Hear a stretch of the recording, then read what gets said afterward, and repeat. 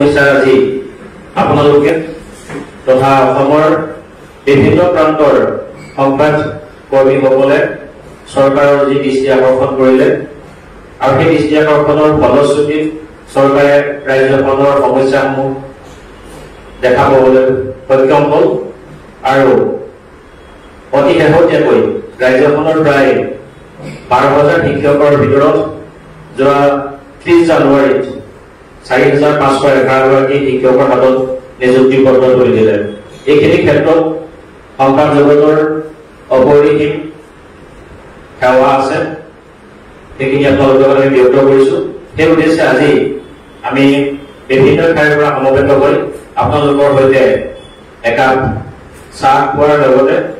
আজি আমাৰ সংবাদদানৰ যোগেদি যিখিনি কথা ক'বলগীয়া আছিল চৰকাৰৰ দৃষ্টি আকৰ্ষণৰ অৰ্থে সেইখিনি আমি ক'বলৈ আগবাঢ়িছো।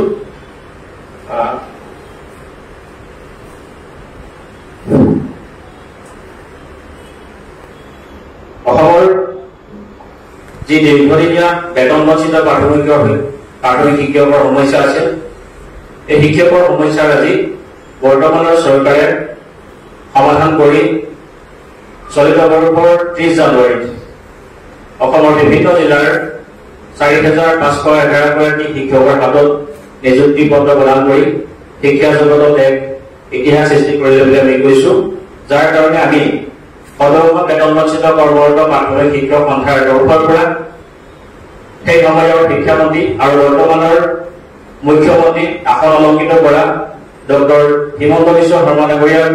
আমি শ্ৰদ্ধাঞ্জলি নিবেদন জনাইছো, অশেষ ধন্যবাদ আৰু কৃতজ্ঞতা জনাইছো। কিন্তু এই নিযুক্তি প্ৰক্ৰিয়াত বিভিন্ন আঁসোৱাহ ৰৈ গৈছিল, যিখিনি আঁসোৱাহৰ বাবে বৰ্তমানেও বিভিন্ন জিলাৰ বহু শিক্ষক নিযুক্তি লাভ তথা দৰমহা লাভৰ পৰা বঞ্চিত হৈ আছে। আৰু এইখিনি কথা গুৱাহাটী খানাপাৰাত 30 জানুৱাৰীৰ নিযুক্তি প্ৰক্ৰিয়া অনুষ্ঠানত শিক্ষামন্ত্ৰী ডক্টৰ হিমন্ত বিশ্ব শৰ্মা ডাঙৰীয়াই নিজেই প্ৰকাশ কৰিছিল আৰু সেইদিনাখনেই কৈছিল যে এক অনলাইন পৰ্টেল প্ৰস্তুত কৰি যিসকল শিক্ষকৰ সমস্যা থাকি গ'ল বা যিসকল শিক্ষকৰ সমস্যাৰ কাৰণে নিযুক্তিৰ পৰা বঞ্চিত হ'ল, এই অনলাইন প্ৰক্ৰিয়াৰ যোগেদি 45টা দিনৰ ভিতৰত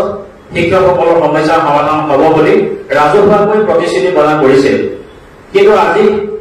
6 মাহ উকলি যোৱাৰ পাছতো এই সমস্যাসমূহ নিৰ্মূল হোৱা নাই। যিহেতু আমাৰ শিক্ষকসকলৰ যথেষ্ট বয়স হৈছে, ইতিমধ্যে বহু শিক্ষক আমাৰ মাজৰ পৰা হেৰাই যোৱাৰ লগতে বহু শিক্ষক বিনা বেতনেৰে অৱসৰ ল'ব লগা হৈছে আৰু অতি কম দিনৰ ভিতৰত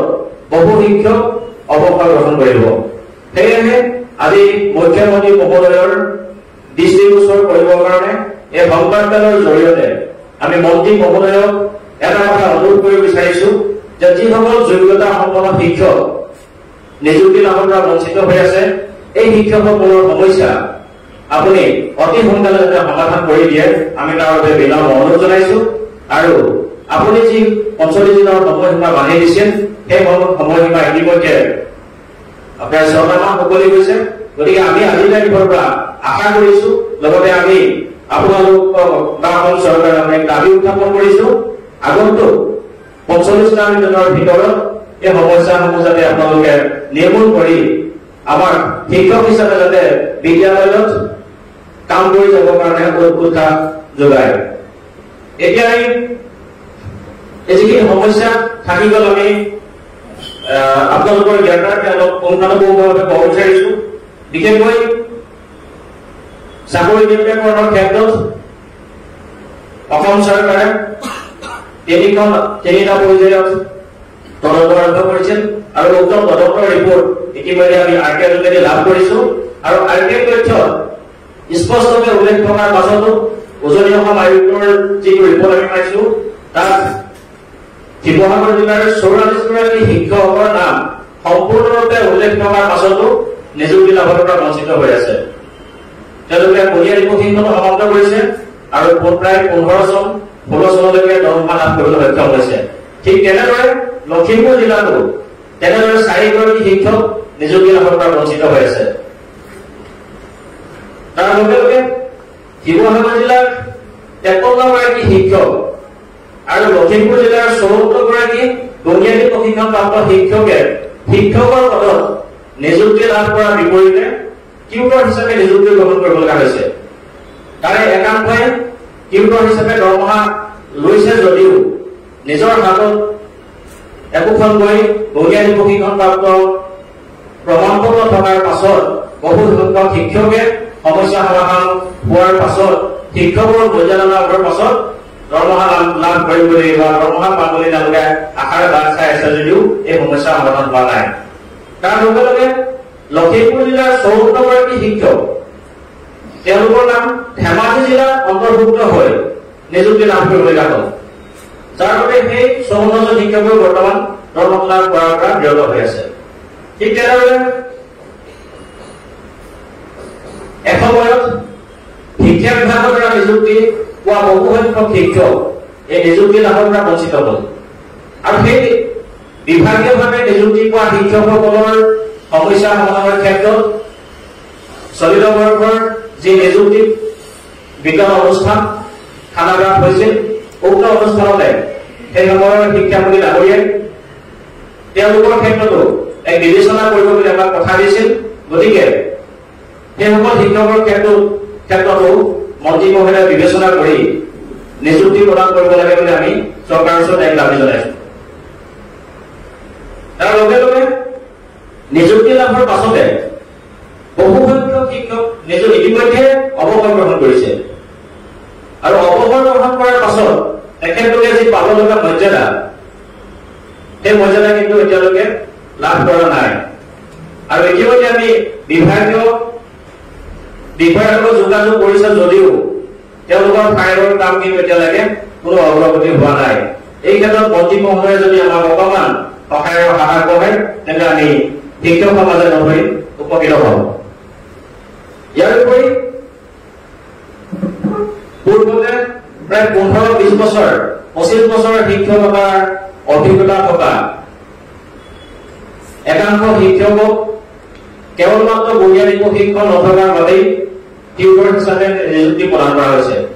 আৰু টিউটৰ হিচাপে নিযুক্তি প্ৰদান কৰি কেৱল মাত্ৰ ১০,৮০০ টকা মাননি হিচাপে আগবঢ়াইছে, যিটো আজিৰ দিনত অতি সামান্য ১০,৮০০ টকাৰে এটা পৰিয়াল চলাটো সম্পূৰ্ণ অসম্ভৱ কথা। গতিকে শিক্ষকসকলৰ যি পূৰ্বৰ অভিজ্ঞতা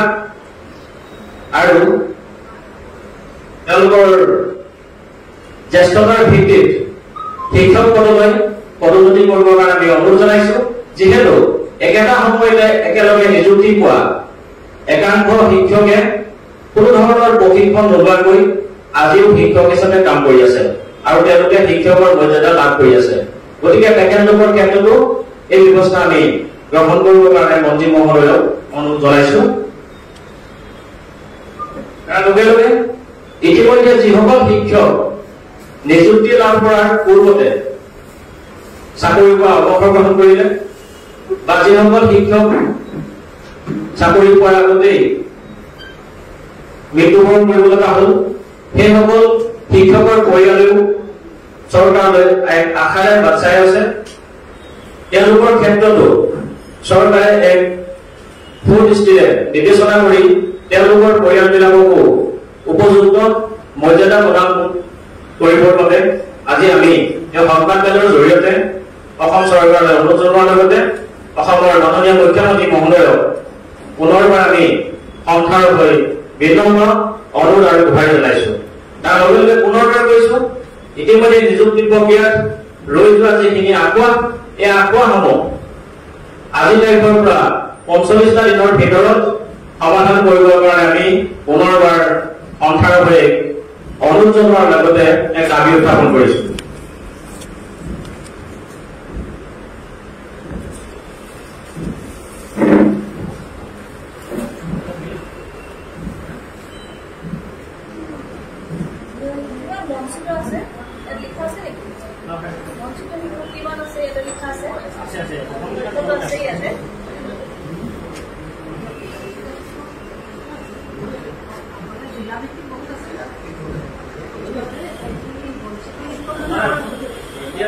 চৰকাৰ যিটো তদন্ত কৰা হৈছে তদন্তৰ প্ৰতিবেদনত বা তদন্ত হিচাপে ধৰিছিলে যিখিনি ট্ৰেইনিং কৰিছিলে বনীয়া কমিটিখন পাছ কৰা আৰু পূৰ্বতে দৰমহা লাভ কৰা এই সকলো শিক্ষকক নিযুক্তি প্ৰদান কৰিছে যদি ট্ৰেইনিঙো আছে আগতে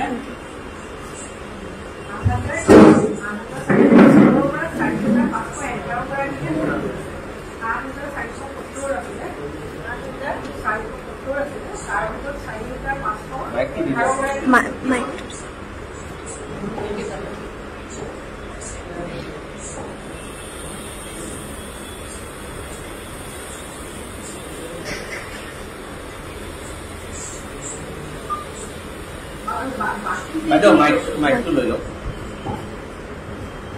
আমাৰ ইতিমধ্যে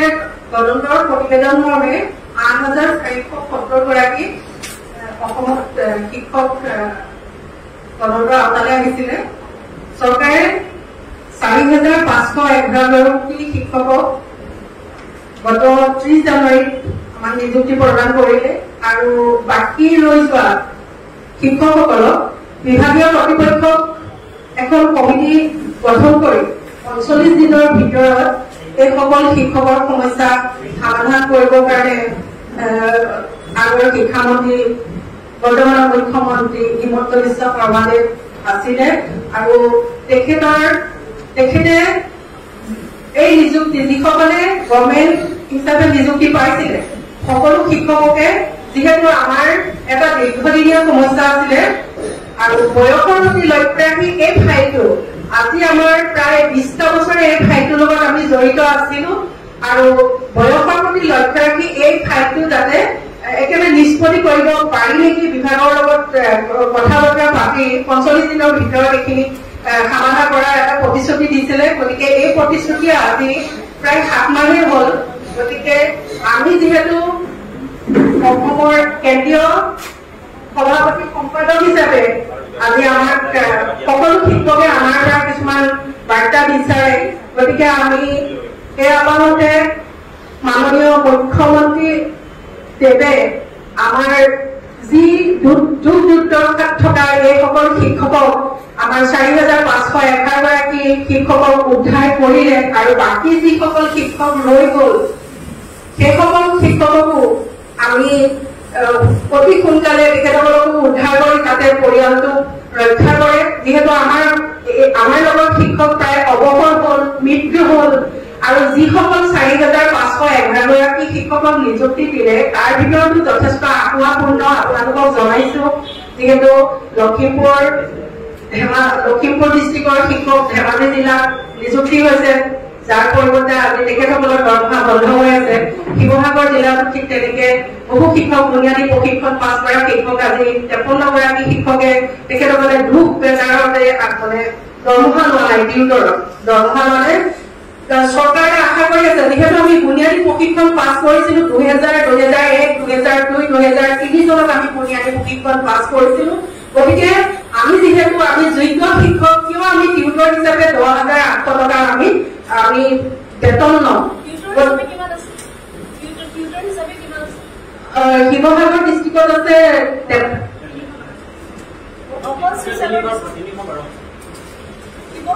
শিৱসাগৰ ৩১২ অসমত আছে টোটেল অসমত নিযুক্তি দিয়া ২৯৪৫ গৰাকী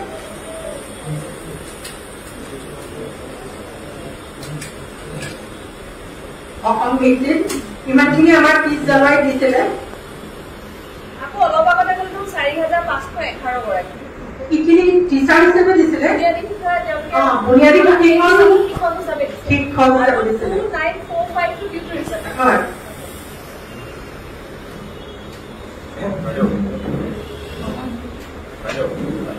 আপোনালোকৰ ৪,৫৭ গৰাকী আছিলে তাৰে